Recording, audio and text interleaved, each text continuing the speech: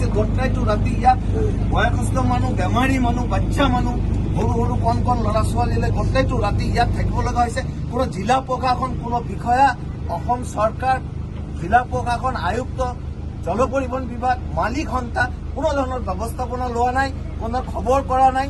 গোটেইটো ৰাতি আমি কালি 3টাৰ পৰা এতিয়া ৰাতিপুৱা 6টা বাজিছে, গোটেইটো ৰাতি আমি ইয়াত লঞ্চৰ মাজতে আছো। কোনো ধৰণৰ কোনো প্ৰশাসনে কোনো ধৰণৰ ব্যৱস্থাপনা লোৱা নাই। ইয়াত আমি বেমাৰীৰ পৰা আৰম্ভ কৰি বয়সস্থ মানুহৰ পৰা আৰম্ভ কৰি কণ কণ ল'ৰা ছোৱালী, কেঁচুৱাৰ পৰা আৰম্ভ কৰি আমি ইয়াত গোটেইটো ৰাতি আছো।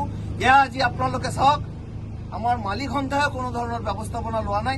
গোটেইটো ৰাতি আমি ইয়াত থাকিবলগীয়া হৈছে। গতিকে আমি আজি আপোনালোকৰ যোগেদি আমি অসম চৰকাৰ, জিলা আয়ুক্ত, প্ৰশাসন, জল পৰিবহণ বিভাগ, মালিক সন্থাক ইয়াক উচিত তদন্ত হ'ব লাগে আৰু আইনসন্মত ব্যৱস্থা ল'ব লাগে। যদি সঠিকভাৱে চলাৰ কোনো ব্যৱস্থাপনা থাকে, যদি ৰোডছ ক্লিয়াৰ হয়, জল পৰিবহণ তেতিয়াহে চলাব লাগে, নহ'লে এইটো ট্ৰান্সপৰ্টেশ্যন বন্ধ কৰি দিব লাগে।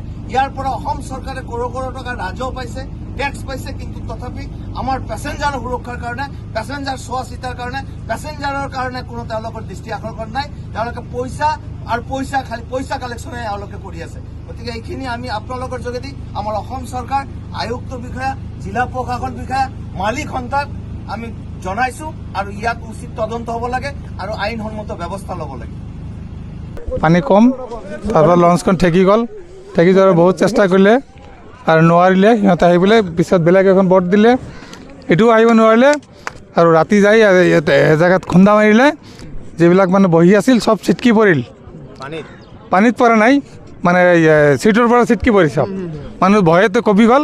তেতিয়া তাতে ৰখি দিলে, আকৌ পুৱা 6:15 মানত এৰিলে। এৰাৰ পিছত আকৌ ঠেকিলে।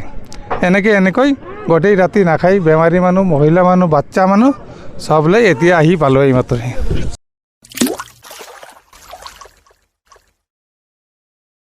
अन्नपूर्णा काव घी देश के हर एक खाने को लजीज बनाता है।